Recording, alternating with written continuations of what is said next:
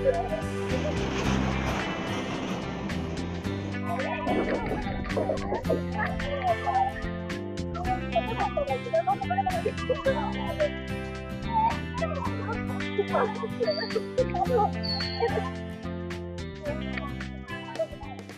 যিহেতু এজাৰ ফুলাৰ দিন, সোণাৰু ফুলিছে, ৰাধাচূড়া ফুলিছে, মানে চাৰিওফালে গুলপীয়া, ৰঙা, হালধীয়া, মনবোৰ তেনেকুৱা মানে উৎফুল্লিত হৈ গৈছে, ভাল লাগিছে। আৰু আমি ছোৱালীবিলাক বিশেষকে ফটো তুলিও ভাল পাওঁ গছবিলাকৰ তলত, আৰু ভাল লাগিছে। কৃষ্ণচূড়া, ৰাধাচূড়া আৰু এজাৰ সোণাৰু পদুম ফুল ফুলি গোটেই গ্ৰীষ্মকালটো শোভা বঢ়াবৰ কাৰণে এই গছ কেইজোপা ফুলি উঠিছে আচলতে। আৰু কি হয়, বসন্ত কালৰ সময়ৰ পৰা এই গছবোৰে ফুলা আৰম্ভ কৰে।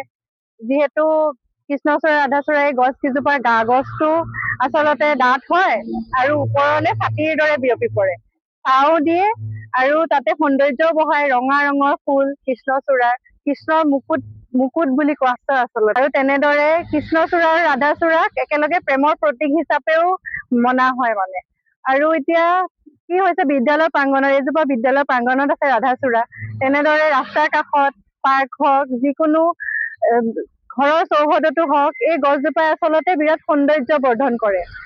আৰু তাতে এতিয়া বিলত পদুম ফুলো ফুলিছে, মেটেকাও ফুলিছে, ইমান ধুনীয়া লাগিছে। অলপ দিন আগতে দেখা পালো কাজিৰঙাত এটা গড়ে ধুনীয়াকে মেটেকাৰ মাজত শুই আছে, কিমান মনোমোহা দিছে। তেনেদৰে গছবোৰে সঁচাকৈ মানে গৰমতো যি গৰম অনুভৱ আমাৰ, সেই গৰমটো মানে হ্ৰাস কৰি মনটো শাত পেলাই গছৰ ছাঁতে আমি জিৰণি ল'ব পাৰো। পথচাৰীও আহি পেলাই কোনোবা সময়ত ৰাধাচূড়াৰ অলপ ফুল ছিঙি পেলাই আচলতে প্ৰেয়সীৰ মূৰত গুজিও দিয়ে।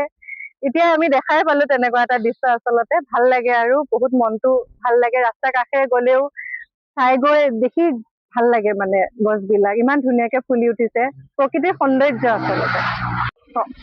কৃষ্ণচূড়া, ৰাধাচূড়া আৰু কৃষ্ণচূড়াৰ আচলতে গুলমোহৰ বুলি কোৱা হয়।